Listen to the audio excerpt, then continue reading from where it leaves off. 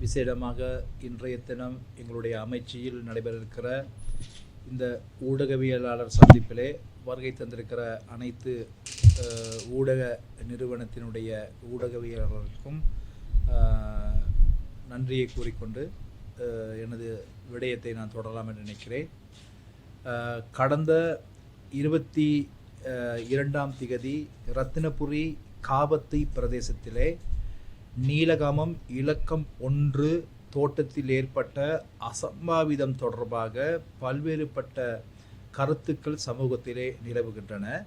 எனவே அந்த மாவட்டத்தை சார்ந்த பாராளுமன்ற உறுப்பினரும் துறைக்கு பொறுப்பான அமைச்சர் என்ற ரீதியிலே சில விடயத்தை நாட்டு மக்களுக்கு தெளிவுபடுத்த வேண்டிய தேவை இருக்கிறது. அந்த அடிப்படையிலே இந்த விடயத்தை மக்களுக்கு தெளிவுபடுத்துகிறேன். அதாவது இந்த நீலகம தோட்டம் என்பது காவத்தை பிளான்டேஷன், அதாவது காவத்தை பெருந்தோட்ட கம்பெனிக்கு சொந்தமான தோட்டப்பகுதி. எனவே அந்த தோட்டத்தில் இருக்கக்கூடிய ஒரு தோட்ட தொழிலாளியினுடைய மகன் அந்த பெருந்தோட்ட பகுதியிலே அவர் வசிக்கின்ற அந்த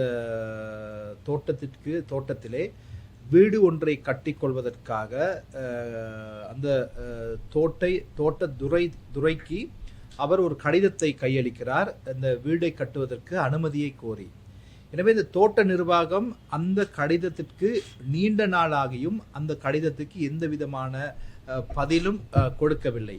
எனவே இவருடைய வீட்டு தேவையின் கருதி இவர் அந்த தோட்ட நிர்வாகத்தினுடைய அனுமதி கிடைக்காத பட்சத்திலே இவர் அங்கு சென்று ஒரு குடிசை வீடு ஒன்றை, அதாவது அது வீடு என்றும் சொல்ல முடியாது, ஒரு குடிசை ஒன்றை இவர் மிகவும் கஷ்டப்பட்டு கட்டிக்கொள்கின்றார். அதன் பிறகு தோட்ட நிர்வாகம் இவருக்கு எதிராக, அதாவது அந்த வீடை கட்டியவருக்கு எதிராக போலீஸ் நிலையத்திலே சென்று ஒரு முறைப்பாடை செய்கின்றார்கள். எனவே முறைப்பாடு செய்து சரி என்றால் போலீசார் விசாரணை மேற்கொண்டு, அதே போல தோட்ட நிர்வாகமும் விசாரணை மேற்கொண்டு இவர், அதாவது தோட்டத்துக்கு சொந்தமான இடத்தில் அனுமதியின்றி வீட்டை அல்லது குடிசை கட்டியிருந்தால் அதற்கு எதிராக சட்ட நடவடிக்கை எடுக்கலாம். அதற்கொண்டு வழக்கு தாக்கல் செய்யலாம், அல்லது தொழிலாளிக்கு கொண்டு அவர்களை வரவழைத்து பேச்சுவார்த்தை மூலமாக அவருக்கு ஒரு காணியை கொடுத்திருக்கலாம். இவ்வாறான நடவடிக்கைகளுக்கு சென்றிருக்கலாம். ஆனால் இங்கு நடந்த விரும்பத்தகாத செயல்தான் அந்த காபத்த பெருந்தோட்ட நிறுவனம் அவர்கள் கூறுகிறார்கள். அதாவது இந்த மாணிக்கல் அகழ்வு, அதாவது தோட்ட பிரதேசத்திலே சட்டவிரோதமான மாணிக்க அகழ்வு நடைபெறுகின்றது. அதே போல அங்கு இந்த பெருந்தோட்டத்துக்கு சொந்தமான காணியை வெளியாட்கள் கையகப்படுத்துகின்றார்கள். அதை தடுப்பதற்காக அவர்கள் மிஹிரிய என்ற ஒரு தனியார் பாதுகாப்பு நிறுவனத்தில் உள்ள உத்தியோகத்தர்களை அவர்கள் சேவைக்கு அமர்த்தி இருக்கிறார்கள் இந்த பெருந்தோட்ட கம்பெனிக்கு. அது இன்று நேற்றல்ல, விசாரணை போது எங்களுக்கு தெரிய வந்திருக்கிறது. கிட்டத்தட்ட 15 வருடங்களாக இந்த பெருந்தோட்ட கம்பெனியிலே இந்த தனியார் பாதுகாப்பு படை உத்தியோகத்தர்கள் சேவையிலே இருக்கின்றார்கள். எனவே அந்த அன்றைய தினம், அதாவது 22 காலை இந்த பாதுகாப்பு படை, தனியார் பாதுகாப்பு படை அந்த தொழிலாளி கட்டியிருந்த அந்த வீட்டுக்கு சென்று அந்த வீட்டை உடைக்கின்றார்கள்.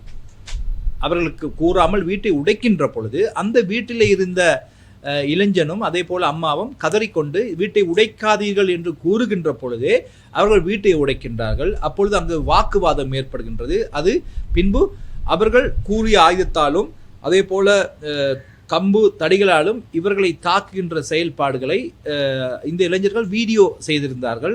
பின்பு அது சமூக வலைத்தளங்களுக்கு சென்றிருந்தது. அதன் பின்பு அந்த சம்பவம் நடைபெற்று கொண்டிருக்க அதே நேரத்திலே அந்த நிஷாந்தன் என்கின்ற இளைஞன், அதாவது எங்களுடைய ஊரை சேர்ந்தவர், எங்களுடைய வீட்டுக்கு மிக அருகாமையில் இருப்பவர், அவர் எனக்கு நான் அமைச்சியில் இருக்கின்ற பொழுது எனக்கு உடனடியாக அவசரமாக தொலைபேசி அழைப்பை எடுத்தார். நானும் அந்த தொலைபேசி அழைப்புக்கு செவிசாய்க்கும் பொழுது அவர் கூறினார், சார் இப்படியான சம்பவம் நடைபெற்று கொண்டிருக்கிறது, நாங்கள் தாக்கப்பட்டு கொண்டிருக்கிறோம் என்று கூறினார். உடனடியாக அந்த கணத்தை நான் அவருக்கு, அந்த நிசாந்தன் என்கின்ற இளைஞனுக்கு கூறினேன், உடனடியாக நீங்கள் வைத்தியசாலைக்கு சென்று சிகிச்சை பெறுமாறும், அதே போல உடனடியாக காவத்தை போலீஸ் நிலைய பொறுப்பதிகாரியை தொடர்பு கொண்டு இந்த சம்பவ இடத்துக்கு உடனடியாக சென்று உடனடியாக இதற்கான விசாரணையை மேற்கொள்ளும்படி நான் அவருக்கு கூறியிருந்தேன்.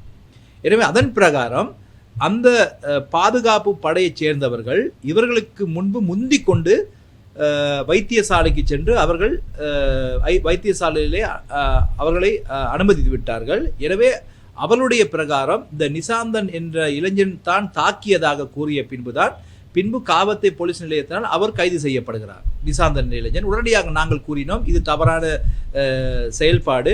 எனவே இந்த இளைஞனை உடனடியாக சிகிச்சை பெறுவதற்கான சந்தர்ப்பத்தை ஏற்படுத்தி கொடுக்கும்படி கூறியிருந்தோம். அதன் பின்பு அவருக்கு போலீஸ் பிணை வழங்கப்பட்டு அவரும் நிசாந்தன் என்ற இளைஞனும் வைத்தியசாலையிலே அனுமதிக்கப்படுகிறார். இது காலையில் நடந்த பகல் நினைக்கிறேன் 1 மணி அளவிலே முன்பு நடந்த செயல்பாடு. அன்றைய தினம் நாங்களும் சில பல்வேறுபட்ட அமைச்சு செயல்பாடுகளை நாங்கள் அன்றைய தினம் இருந்திருந்தோம். என்னுடைய இணைப்பு செயலாளர் வசந்தமூர்த்தி, அதே போல் என்னுடைய பிரத்யோக செயலாளர் சிவநேசன் போன்றோர் நாங்கள் இது தொடர்பாக, அதே போல் எங்களுடைய ஊடக செயலாளர் அஜித்குமார், நாங்கள் இது தொடர்பாக கலந்தாலோசித்து உடனுக்குடன் அங்குள்ள மக்களை தொடர்பு கொண்டு இது தொடர்பாக நாங்கள் தொடர்ச்சியாக மக்களுடன் தொடர்பிலே இருந்தோம். பின்பு 4 மணி அளவிலே நான் என்னுடைய இணைப்பு செயலாளர் காவத்து போலீஸ் நிலைய பொறுப்பதிகாரி தொடர்பு கொண்டு கேட்டார், இந்த சம்பவம் தொடர்பாக இறுதியாக என்ன தீர்மானம் எடுக்கப்பட்டிருக்கின்றது கேட்கின்ற பொழுது, இறுதி வரை அந்த சம்பந்தப்பட்ட பாதுகாப்பு உத்தியோகத்தர் யாரும் கைது செய்யப்படவில்லை. உடனடியாக நான் மாவட்டத்துக்கு பொறுப்பான பிரதி போலீஸ் மா அதிபரை தொடர்பு கொண்டு கூறியிருந்தேன், இந்த நாட்டிலே சட்டம் என்பது அனைவருக்கும் சமன். எனவே இது மறுபக்கம் வேறு யாருக்கும் நடந்திருந்தால் இன்று கைது செய்யப்பட்டிருப்பார்கள். ஏன் இந்த தோட்டத்திற்கு அத்துமீறி குடிப்பது இந்த மிலேச்சத்தனமான தாக்குதல் ஏன் கைது செய்யப்படவில்லை? உடனடியாக கைது செய்யும்படியும் சட்டத்தை நடைமுறைப்படுத்த சொல்லியும் நான் அவர்களுக்கு தொலைபேசியினூடாக நான் பேசி அவர்களுக்கு அறிவுறுத்தலை கொடுத்த பின்பு அவர் கூறினார், மிக விரைவிலே இவர்களை நாங்கள் கைது செய்வோம், நிச்சயமாக இது தொடர்பாக நாங்கள் கலந்தாலோசித்துக் கொண்டிருக்கிறோம். அது மட்டுமல்லாது இவர்களை கைது செய்வதற்கான விசேட குழு ஒன்றை நான் நியமித்து இதை நான் கைது செய்கின்றேன் எனக்கு உத்தரவாதம் அளித்திருந்தார். அதன் பின்பு அவர்களிடம் பேசி கிட்டத்தட்ட ஒரு 45 நிமிடத்திலே மறுபடியும் அவரிடமிருந்து எனக்கு தொலைபேசி அழைப்பு வந்தது. அமைச்சர் அவர்களே, நாங்கள் சம்பந்தப்பட்டவர்களை இனங்காணப்பட்டவர்களை 9 பேரை நாங்கள் கைது செய்து காவத்த போலீசாரினால் கைது செய்யப்பட்டிருக்கோம் என்ற செய்தியை கூறினார். எனவே நான் இந்த கைதியுடன் சில விடயங்களை நான் கூற வேண்டியிருக்கிறது. இவ்வாறான செயல்பாடுகள் இன்று நேற்றல்ல, தொடர்ச்சியாக மலையகம் எங்கும் தொடர்ச்சியாக நடைபெற்று கொண்டிருக்கின்ற ஒரு செயல்பாடு. ஏன் நுவரெலியா மாவட்டம், அதிகூடிய மலையக மக்கள் வாழக்கூடிய பிரதேசம் நுவரெலியா மாவட்டம், அதிகூடிய மலையக அரசியல்வாதி இருக்கிற இடம் நுவரெலியா மாவட்டம், அங்கும் கூட தொடர்ச்சியாக தொழிலாளர்கள் இவ்வாறு தாக்கப்பட்ட சம்பவங்கள் நடைபெற்று கொண்டிருக்கிறது. விசேஷமாக உங்களுக்கு தெரியும், ரத்தினபுரி போன்ற மாவட்டங்களிலும் இவ்வாறான செயல்பாடுகள் தொடர்ச்சியாக நடந்த வண்ணம் இருக்கிறது. எனவே இவ்வாறான சம்பவங்கள் நிகழ்கின்ற பொழுது ஒரு காட்சி பொருளாக அந்த மக்களுடைய அப்போது ஏற்படுகின்ற அந்த கோபம் அல்லது அவருடைய எழுச்சியை பயன்படுத்தி அரசியல்வாதிகள் தங்களுடைய அரசியலை தான் கடந்த காலத்திலே செய்து வந்தார்கள். அன்று சென்று பல்வேறுபட்ட வாக்குறுதிகளை கொடுப்பார்கள். உடனே நாங்கள் இதை எடுக்கின்றோம், அது செய்கின்றோம், ஆணையை தருகின்றோம், பூனையை தருகின்றோம் என்று கூறுவார்கள் ஒழிய, அத்தோடு 2 நாள் 3 நாளுக்கு பின்பு அந்த செய்தி மறைந்துவிடும். அந்த மக்களும் எந்த விதமான நடவடிக்கை எடுக்காமல் கைவிடப்பட்டிருக்கிறார்கள். அதற்கு உதாரணங்கள் 1000 இருக்கின்றன. ஆனால் எங்களுக்கு தேவை அங்கு சென்று ஒரு ஊடக அரசியலை செய்ய வேண்டிய தேவை எங்களுக்கு இல்லை. நாங்கள் அந்த இவ்வாறான சம்பவம் ஒன்று நடந்த சம்பவத்துக்கு நீதி கிடைக்க வேண்டும், இனியும் இவ்வாறான சம்பவங்கள் மலையகத்திலே நடைபெறக்கூடாது என்பதற்கு நாங்கள் நடவடிக்கை எடுக்க வேண்டும். இது 2 காரணங்களுக்காக நாங்கள் பின்பு அங்குள்ள, அதாவது அந்த ஊரிலே எங்களுடைய தேசிய மக்கள் சக்தியினுடைய இளைஞர் அமைப்பு இருக்கிறது, பெண்கள் அமைப்பு இருக்கிறது, எங்களுடைய பிரதேச சபை உறுப்பினர் இருக்கிறார். எனவே அவர்களுடன் தொடர்ச்சியாக அந்த மக்களுடன் பேச்சுவார்த்தை ஈடுபட்டு இது தொடர்பான எல்லா நடவடிக்கைகளையும் நாங்கள் மேற்கொண்டு இருந்தோம். அதன் பின்பு அன்று சனிக்கிழமை என்று நினைக்கிறேன் 26ஆம் தேதி அங்குள்ள இளைஞர்கள் மற்றும் எமது ஊடக நண்பர்கள் எல்லாம் பல்வேறுபட்ட இந்த சம்பவம் தொடர்பாக கலந்துரையாடுவதற்கு பல்வேறுபட்ட அரசியல் கட்சியை சார்ந்தவர்கள் வருகின்றார்கள். என்னையும் அவர்கள் அழைத்திருந்தார்கள். எனவே அன்றைய தினம் எனக்கு அந்த 26ஆம் தேதி ஏற்கனவே நான் செய்திருந்த சில நாங்கள் போட்டிருந்த சில வேலை திட்டம் காரணமாக எனக்கு அந்த சம்பவத்துக்கு செல்ல முடியாமல் போய்விட்டது. நாங்கள் சம்பந்தப்பட்டவர்களுக்கு இது சம்பந்தமாக அறிவித்திருந்தேன், என்னால் வர முடியாது. நீங்கள் முன்னெடுக்கின்ற இந்த செயல்பாடு நல்ல ஒரு செயல்பாடு. ஏனென்றால் இனியாவது இந்த மலையகத்து அரசியல்வாதிகள் தங்களுடைய அரசியல் மறந்துவிட்டு மக்களுக்காக ஒன்றுபட வேண்டும். இது ஒன்றுபடுவது உண்மையிலே நல்ல விடயம் என்று நான் கூறியிருந்தேன். பின்பு 27ஆம் தேதி ஞாயிற்றுக்கிழமை நான் அந்த மக்கள் என்னை அங்குள்ள இளைஞர்கள் உடனடியாக சார் வாங்க நீங்கள் வந்து மக்களை பார்க்கணும் கூட நாங்கள் ஏற்கனவே தீர்மானித்திருந்தோம் 27ஆம் தேதி அங்கே செல்வதற்கு. நாங்கள் ஞாயிற்றுக்கிழமை சென்று அங்குள்ள ஊர் மக்களை, பாதிக்கப்பட்ட மக்களை, அந்த உடைப்பட்ட வீடு எல்லாத்தையும் நாங்கள் சம்பந்தப்பட்ட போலீஸ் அதிகாரிகளோடு சென்று பார்வையிட்டோம். அதன் பின்பு அந்த மக்களுடைய கோரிக்கையாக இருந்தது. அந்த மக்கள் 2 கோரிக்கையை அந்த இளைஞர்கள் முன்வைத்தார்கள். அதாவது இனியும் இவ்வாறான தாக்குதல் மலையகத்தில் மேற்கொள்ளப்படக்கூடாது, இந்த தனியார் பாதுகாப்பு பிரிவுக்கு எதிராக உயர்ந்தபட்ச விசாரணையை மேற்கொண்டு அதற்கான தண்டனையை நீங்கள் பெற்றுக் கொடுக்க வேண்டும் என்ற ஒரு கோரிக்கையும், இரண்டாவதாக 5 வருடங்களுக்கு முன்பு அந்த நீலகாமம் இலக்கம் 1 தோட்டத்திலே அங்குள்ள தொழிலாளர்களிடந்து காணி தருவதாக அங்குள்ள இந்த கூட்டுறவு சங்கத்தின் மூலமாக 5,900 ரூபாய், அதாவது 5,900 ரூபாய் பணத்தை பெற்றிருக்கிறார்கள். எனவே பணத்தை பெற்று 5 வருடங்கள் சென்றும் அந்த தொழிலாளருக்காக காணி கொடுக்கப்படவில்லை. எனவே இது தொடர்பாக விசாரித்து அந்த தொழிலாளர்களுக்கு காணியை பெற்றுக் கொடுக்கும்படியும், நேரடியாக இந்த சம்பவத்திலே பாதிக்கப்பட்ட அந்த இளைஞனுக்கும் அந்த குடும்பத்திற்கும் காணியை பெற்றுக் கொடுக்கும்படி என்னிடம் கோரிக்கை விடுத்திருந்தார்கள். இன்னும் சில அந்த ஊரிலே பல்வேறுபட்ட கோரிக்கைகளை அவர்கள் முன்வைத்திருந்தார்கள். நீர் பிரச்சனை, வீதி பிரச்சனை, பல்வேறுபட்ட பிரச்சனைகளை முன்வைத்திருந்தார்கள்.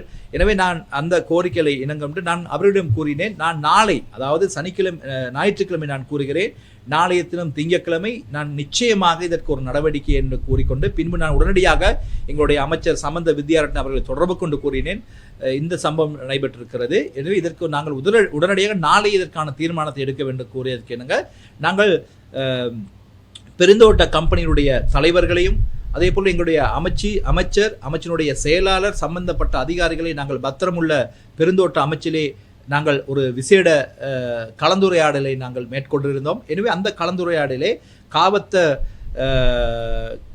காவத்த பெருந்தோட்ட கம்பெனிக்கு பொறுப்பாக இருந்த அந்த CEO அவர்களும் வருகை தந்திருந்தால் அந்நேரத்தில் நாங்கள் பல்வேறுபட்ட தீர்மானத்தில் எடுத்திருந்தோம். அந்த தீர்மானத்தில் ஒன்று, பெருந்தோட்ட அமைச்சினுடைய செயலாளரின் தலைமையிலே இந்த பாதுகாப்பு பிரிவுகள் அத்துமீறி மக்களை தாக்குவது தொடர்பாகவும் அந்த பெருந்தோட்ட கம்பெனி ஏன் இதற்கு அனுமதித்தார்கள் என்று தொடர்பாக பூரண விசாரணை செய்து அதை அறிக்கை சமர்ப்பிக்கப்படி சொல்லியும் நாங்கள் தீர்மானத்தை எடுத்திருந்தோம். அந்த விசாரணைகள் தற்பொழுது ஆரம்ப கட்ட வேலையை செய்து கொண்டிருக்கிறார்கள். இரண்டாவது, அந்த ஏற்கனவே 20 தொழிலாளர்களுக்கு ஒதுக்கப்பட்டிருந்த காணி ஏன் இந்த காணி கொடுக்கப்படவில்லை என்று விசாரித்து அந்த 20 பேத்துக்கும் பாதிக்கப்பட்டவர்களுக்கும் காணியை கொடுப்பதற்கு நாங்கள் தீர்மானத்தை எடுத்திருந்தோம். உடனடியாக காவத்தை பெருந்தோட்டத்துக்கு சொந்தமான CEO அவர்களும் அதற்கு ஒத்துக்கொண்டிருந்தால் அந்த மக்களுக்கு காணியை கொடுப்பதற்கு. அடுத்து அந்த சம்பவத்தில் முதல்ல நடந்த இன்னொரு சம்பவம், அந்த இளைஞர்கள், அதாவது மலை தோட்டத்தில் இருக்கக்கூடிய இளைஞர்கள் அந்த பாதுகாப்பு உத்தியோகத்தர்கள் தாக்கப்பட்டார்கள் என்ற பேரிலே அவர்களையும் கைது செய்வதற்கு போலீசார் நடவடிக்கை எடுத்திருந்தனர். உடனடியாக இது தொடர்பாக நாங்கள் போலீஸ் நிலையத்துடன் பேசி இந்த சரணடைந்த, அதாவது அந்த தோட்டத்தில் இருக்கின்ற 4 இளைஞர்கள் சரணடைந்தார்கள். உடனே அவர்களுக்கு எல்லா விதமான ஏற்பாடுகளும் எங்களுடைய பிரத்யோக செயலாளர் சிவனேசன் அவர்கள் நேரடியாக போலீஸ் நிலையத்துக்கு விஜயம் செய்து அங்கு போலீசாரிடம் கதைத்து அங்கு சம்பந்தப்பட்ட சட்டத்தரணிகளை, எங்களுக்கு அந்த ஊரில் இருக்கின்ற சட்டத்தரணி விஜயகுமார் அவர்கள், இன்னும் பல்வேறுபட்ட சட்டத்தரணிகள் இதற்கு உதவி புரிந்தார்கள். பின்பு அவர்களை பிணையிலே விடுதலை செய்வதற்கு அவர்கள் அதற்கான ஏற்பாடுகளை செய்திருந்தார்கள். எனவே இன்று நாங்கள் கூறிக்கொள்வது, மிக விரைவாக இவ்வாறான சம்பவங்கள் நடக்கின்ற பொழுது பல வருடங்கள் சென்றும் இவ்வாறான தீர்மானங்கள் கிடைக்கவில்லை. ஆனால் இது மக்கள் அரசாங்கம், தொழிலாளருடைய அரசாங்கம், மலையக மக்களை அதிகூடிய அளவு நேசிக்கின்ற அரசாங்கம் என்ற ரீதியிலே இந்த சம்பவத்திற்கு நாங்கள் தீர்வினை நாங்கள் பெற்றுக் கொடுத்திருக்கிறோம். எனவே இனியும் இவ்வாறான சம்பவங்கள் மலையத்திலே நடைபெறக்கூடாது. அது நாங்கள் விழிப்போடு இருக்கிறோம், எச்சரிக்கையோடு இருக்கிறோம். இனியும் இவ்வாறான அத்துமீறி நடப்பவர்களுக்கு சட்டம் தன் கடமையை செய்கின்ற ஒரு பயத்தை நாங்கள் ஏற்படுத்தியிருக்கிறோம். ஏன்னா இவ்வளவு காலமாக பணத்தாலும் அதிகாரத்தாலும் செல்வாக்கினாலும் இவ்வாறு தோட்ட தொழிலாளர்கள் அப்பாவிகள் தாக்கப்படுகின்ற பொழுது அவர்கள் பக்கம் நீதி தன் கடமையை செய்யாது. முதல் முறையாக நீதி நிலைநாட்டப்பட்டிருக்கிறது, சம்பந்தப்பட்டவர்கள் கைது செய்யப்பட்டிருக்கிறார்கள். இதுதான் மக்கள் அரசாங்கம் என்பதை நாங்கள் நிரூபித்திருக்கிறோம்.